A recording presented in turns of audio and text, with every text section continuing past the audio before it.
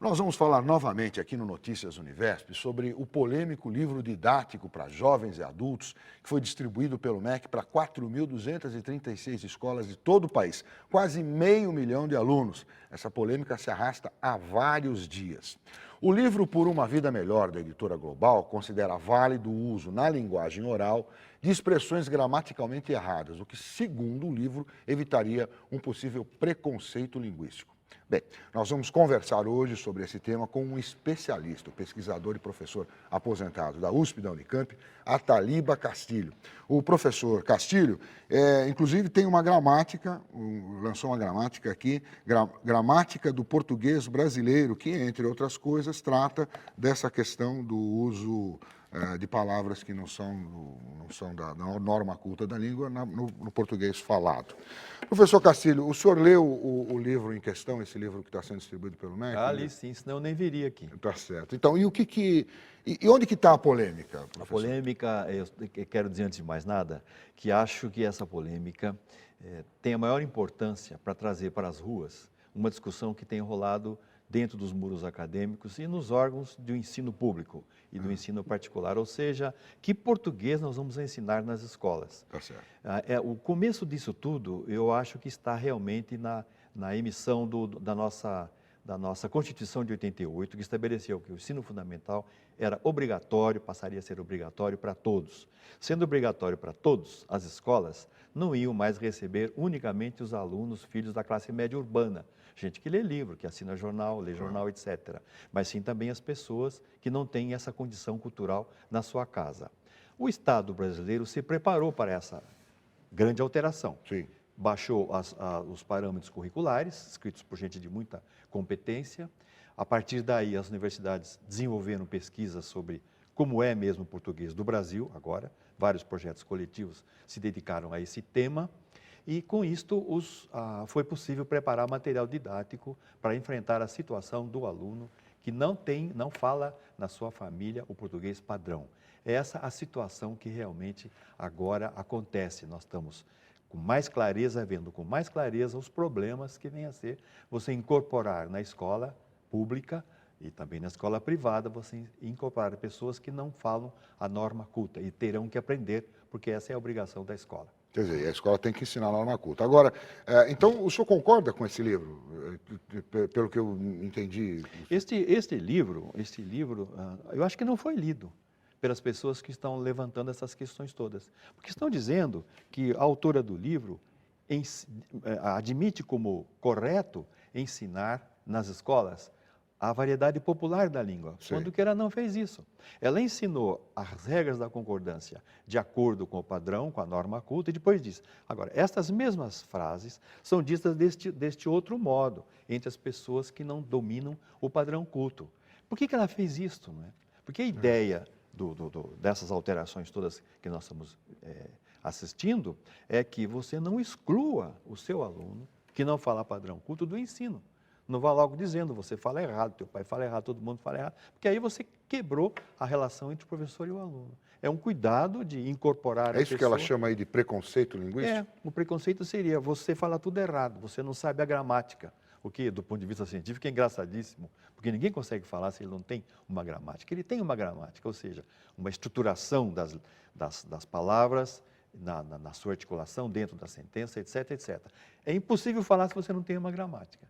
Agora, a gramática da modalidade popular, que do ponto de vista científico é mais avançada do que a gramática da norma culta, por causa do controle do ensino, ela tem que naturalmente ralentar um pouco a sua mudança, mas de todo modo são gramáticas que convivem na cabeça do aluno. Então a escola não quer excluir o aluno.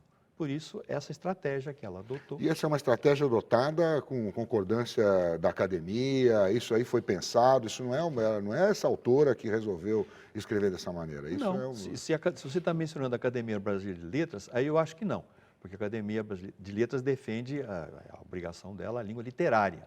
Tá certo. Então, Não, quando eu falo academia, eu falo assim, a a claro, universidade, quer dizer, os pesquisadores, as pessoas que trabalham com a língua, com a linguagem, com a gramática. O senhor é um gramático, o senhor escreveu uma gramática, Então, não é um linguista. não, eu sou linguista, só que eu também. sou um linguista gramático. Certo, Isso aí é uma outra coisa. É que agora as gramáticas passaram a ser escritas, desde os anos 80 para cá, por linguistas aqui no Brasil, Tá. o que é uma novidade. Isso é gente que faz pesquisa sobre a língua, através de projetos coletivos, verifica cuidadosamente como de fato se fala no Brasil e se escreve no Brasil, e aí então é que parte para a fixação disso em gramáticas pedagógicas. Então, isso é uma coisa que mudou um pouco no nosso panorama científico e de ensino pedagógico. Aqui na gramática que o senhor... Essa gramática é recente, né? O senhor lançou ela saiu o ano passado, abril do ano passado. Abril de 2010. Isso. Então tá, aqui nessa gramática o senhor trata então dessa questão da linguagem, como é que o senhor chamou? Não é norma popular? Não,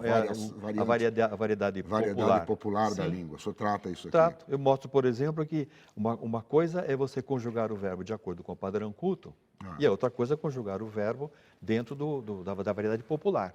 Na variedade popular, você não diz eles foram. Na variedade popular, você diz eis foi. Eles virou eis. E o foram está perdendo a morfologia. O nosso verbo está perdendo a variação morfológica por causa de alterações que houve no quadro dos pronomes. Isso é todo um conjunto de coisas que estão funcionando ao mesmo tempo. Então, eu digo, isto aqui, que na língua culta é eles foram, no dialeto popular, não escolarizado, é eis foi. Agora, estamos inventando alguma coisa? Não. Porque onde foi que a gente descobriu que as pessoas falam eis foi? Gravando a fala das pessoas não escolarizadas, estudando como eles falam. E eles falam assim, gostemos ou não. Não é? Aliás, não há razão para gostar nem desgostar, porque isso é um fato. É um fato, né? Quer dizer, a gente não pode falar assim, é absolutamente errado, você fala errado, você... A fala errada, absolutamente errada, é quando você fala e o outro não entende. No mais, você está usando ou uma variedade ou a outra. São formas de usar... Diferentes de dizer a mesma coisa. A língua é muito rica. Não podemos querer empobrecer. Agora, o que está sendo questionado, professor, é o seguinte, é que a professora, quer dizer, outra coisa que não está sendo dita, esse é um livro para jovens e adultos, ou seja, gente já, enfim, com uma certa... Um pouco mais madura, né? Uma certa maturidade, né? Sem dúvida. Não são meninos, não são meninas jovens, né? Não. São jovens e adultos. Ou seja, então, mas o que está sendo questionado é que nesse livro a professora admite, tem uma frase que diz assim, então você me pergunta, eu posso falar... os livros, ela fala, claro que pode. E o senhor concorda com isso? Claro que pode. Olha, quando você tem uma pergunta errada, você tem uma resposta errada. Perguntar para uma pessoa, você pode falar os livros? Essa pergunta está errada, porque as pessoas estão falando assim. Entendi. Já estão falando assim. Só que isso não está de acordo com o padrão. Então, isso também foi muito explorado por causa desse pode aí. De um lado. O outro problema que esse texto de fato traz é designar a variedade popular como norma popular. Isso trouxe um certo ruído. Ela chama aqui de norma popular. Não é uma norma, né? Não, porque entre nós, do ponto de vista científico... Não é norma. Porque é alguma coisa normativa entre as pessoas que não têm escolaridade. Mas veja bem, é melhor preservar o uso de norma só para o padrão culto. Evita ruído, evita confusão. Então, existe o padrão culto, que é a língua do Estado, que a escola ensina. Que tem que ensinar, o papel dela é ensinar. Tem, sem dúvida nenhuma, porque é essa variedade linguística que promove o cidadão. Então, ele vai falar melhor, ele vai ser mais claro, vai ser mais expressivo e ele vai ser mais aceito fora do seu meio, do meio em que ele convive. De sorte que isso, sem dúvida, ninguém jamais negou, é a obrigação da escola ensinar a língua do Estado. E a língua do Estado é o padrão culto, que até, na sua forma gráfica, vem disciplinada por uma lei, é uma coisa bem engraçada isso, é uma lei formal que disciplina a ortografia. Bom, agora, então seria melhor preservar, em suma, a palavra norma para essa língua culta do Estado, legal, aceita nas gramáticas e que, através das quais o indivíduo se promove socialmente. Porque é claro que ele se promove muito mais socialmente dizendo eles foram do que eles foi. Claro. Isso não resta dúvida. Falar de maneira errada, ele não vai crescer na vida. Não, né? Mas, por outro lado, se no seu meio, na sua família, ele sai dizendo, eles foram, quando os pais dizem eles foi, Ele foi inadequado ali. Naquela variedade, isso foi o que se disse, que se diz. Na outra situação social, eles foram. Então, é muito complexo dizer, ele errou quando disse isso foi. Depende. Se disse isso no seu meio, não errou, porque naquele meio se diz assim. Essa é a variedade popular. E eu estou me divertindo muito, desculpe dizer isso aqui, porque você veja, nós todos temos uma admiração pela França, o francês e tudo isso, não é? No francês, faz tempo que as regras são assim. Você marca o plural só no artigo. O resto você escreve, mas não fala mais. Que é exatamente como ela colocou aqui, né? Os livros... Você fala, os livros ilustrados mais interessantes estão emprestados. Então, o autor ele se refere a um livro ou mais de um livro.